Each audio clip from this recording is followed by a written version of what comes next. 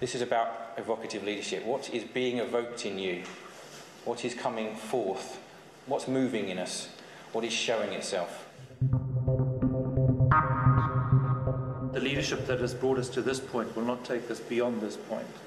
That doesn't mean that traditional directive, pace-setting leadership is wrong or is no longer important. I think there is a place for it.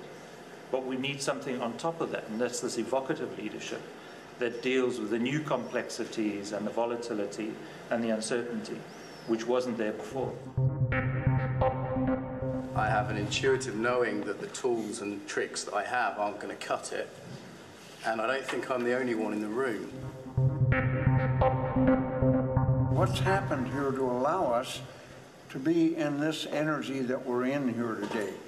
We haven't had a leader. Nick Udall hasn't been the leader.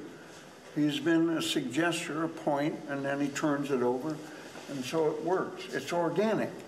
Everybody is bringing the light into the energy. So it's just worthwhile taking notice of how in the world did 80 people end up being what we are to here today.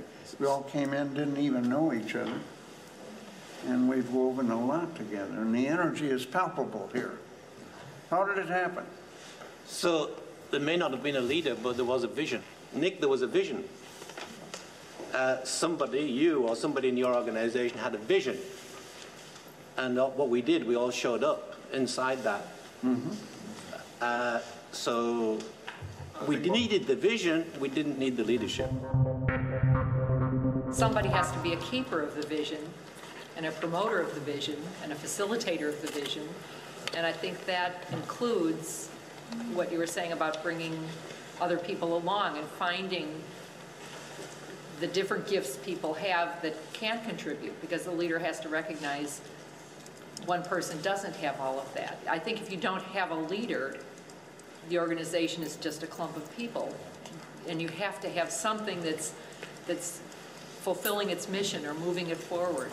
I think more than that, we had a shared purpose. At the beginning of the day, we were talking about purpose or shared sense. What unites us here is a shared purpose. It's the interest in the topic, the interest to learn more and think out of the box. And that alone probably helped us to go through the day without a leader taking us through every single step. One of my grandsons is 6 years old, and we were sitting on the porch looking out over the ocean. And he turned to me and he says, "Out of the blue, or out of nowhere." And he says to me, "God told me I'm the leader of the whole world." And I thought, that's rather inflated.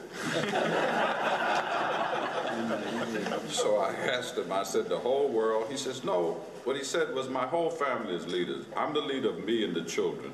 You're the leader of the grown-ups." And then he turned back and he looked out at the ocean.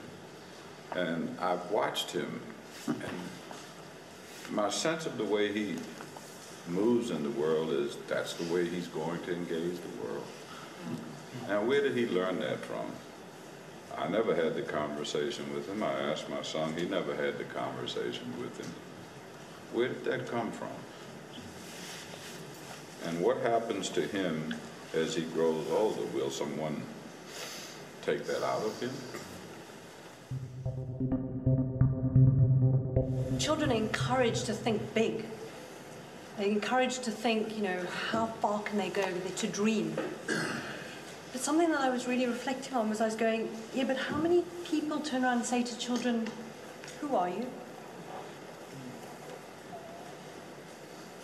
Because if we can encourage ourselves and others to turn up and become who we are and who we're meant to be, then there's a chance we will become the leader we're meant to be in whatever it is. My sons were 18 and 20, so they are in a pretty good place with a pretty good education. Now, how do I equip them so they can keep on winning? They can keep on being the leaders. So I caught myself in, or I think what I've learned today is that's the wrong question. There is a different model out there, and I haven't a clue what it looks like. And we're just scratching the surface here today. Beautiful.